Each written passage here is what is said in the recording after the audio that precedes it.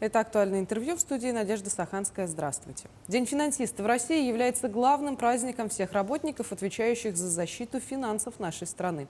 Торжество проводится ежегодно 8 сентября под руководством Министерства финансов, а также Банка России. Наш гость сегодня в студии Валерий Жандоров, министр финансов республики. Валерий Алексеевич, здравствуйте. Добрый день. Позвольте поздравить вас с профессиональным праздником, Днем финансиста. Традиционно в стране проходят различные мероприятия, посвященные этому дню. Какова программа проведения различных мероприятий у нас в регионе? Спасибо большое за вопрос и за поздравления.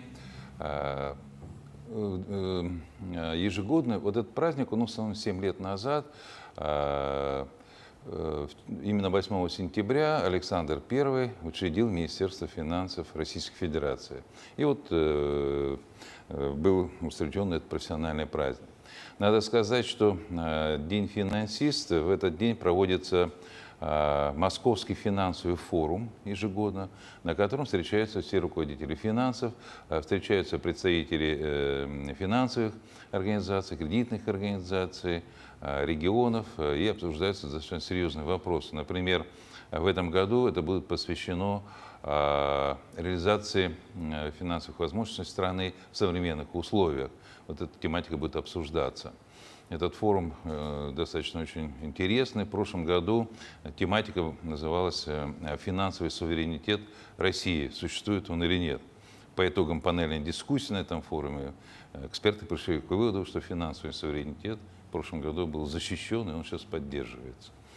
В свою очередь, в Республике Саха-Якутия в этот день мы проводим в основном образовательные семинары в наших общеобразовательных учреждениях.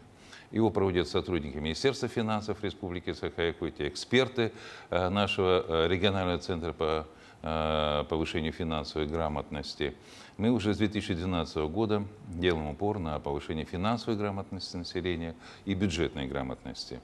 И в этом году, ввиду того, что мы празднуем и столетие образования контрольных органов Минфина России и контрольно-ревизионного управления Наркомфина и АССР, наши ревизоры будут проводить занятия в образовательных учреждениях, рассказывать о деятельности и повышении престижа и работы ревизора и рассказывать об этой такой деятельности, контрольной деятельности финансовых органов.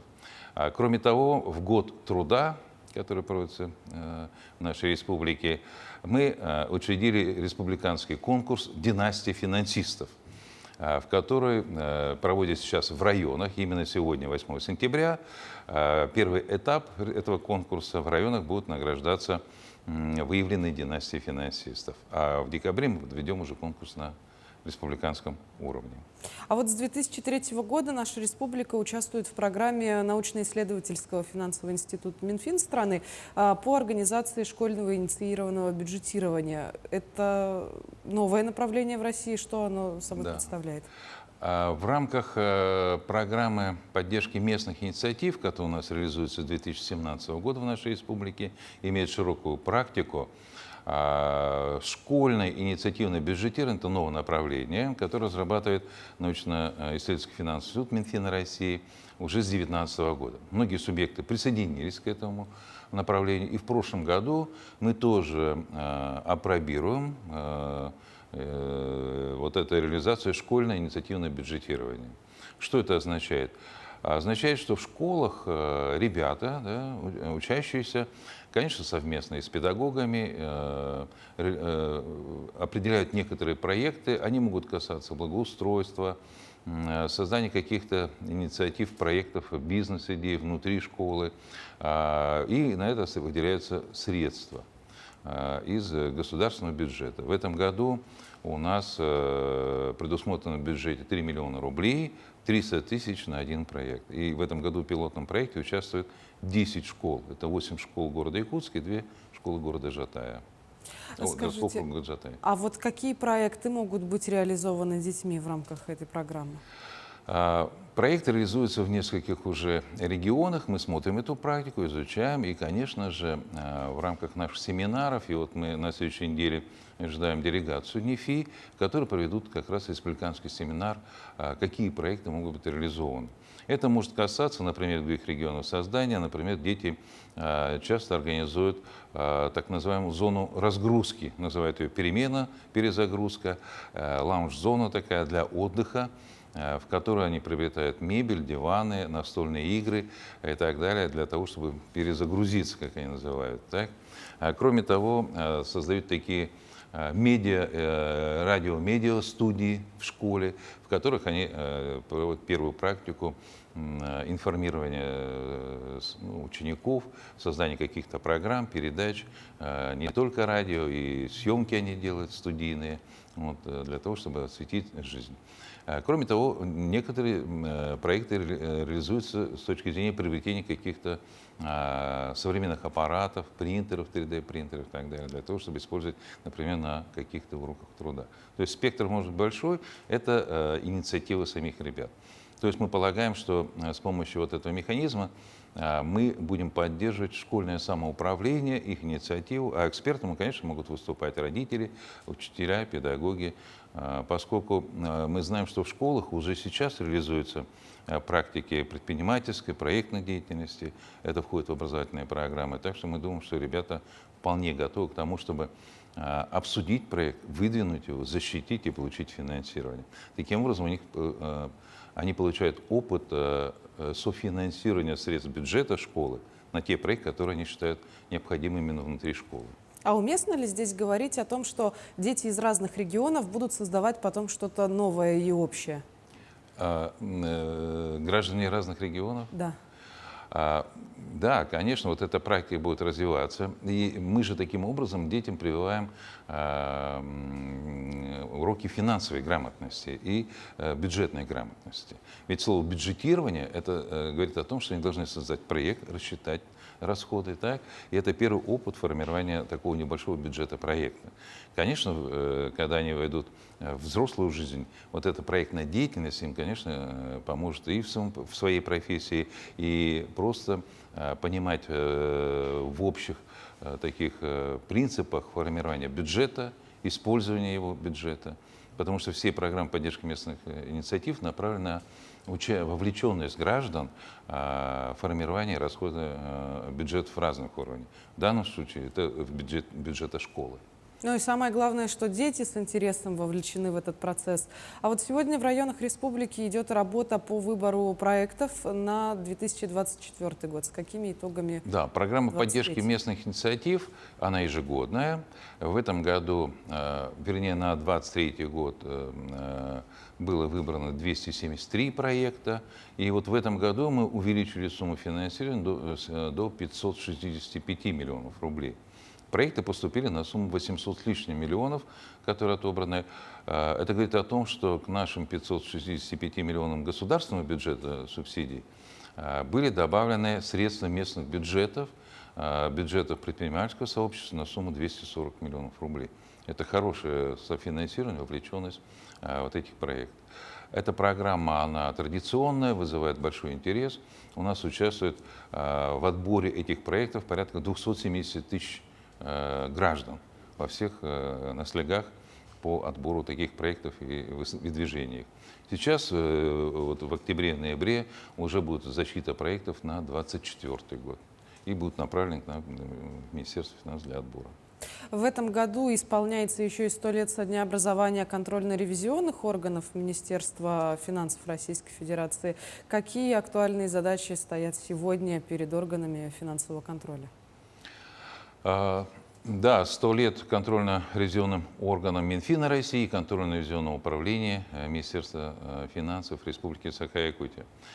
Целью деятельности контрольных органов является не наказание, а предотвращение и предупреждение нарушений при использовании бюджетных средств, нецелевого использования и эффективное использование бюджетных средств. Сам государственный финансовый внутренний контроль направлен на выявление и профилактику таких нарушений.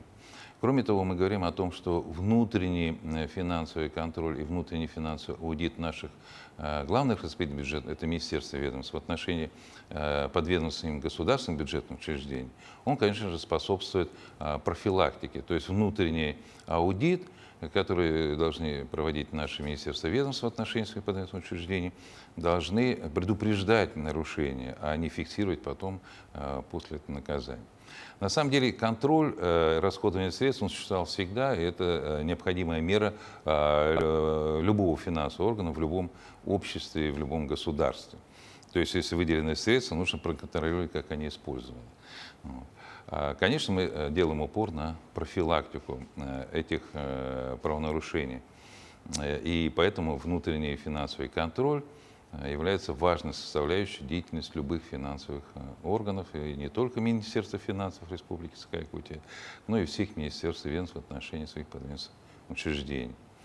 А вот в отношении закупок для государственных и муниципальных нужд тоже проводятся проверки, и вот как раз сфера закупок мы стремимся к открытости, прозрачности и четкой отчетности по этим закупкам. В общем-то, это самое главное. Валерий Алексеевич, несмотря на всю серьезность нашей с вами сегодняшней беседы, вы все-таки пришли к нам по торжественному случаю. Сегодня День финансиста.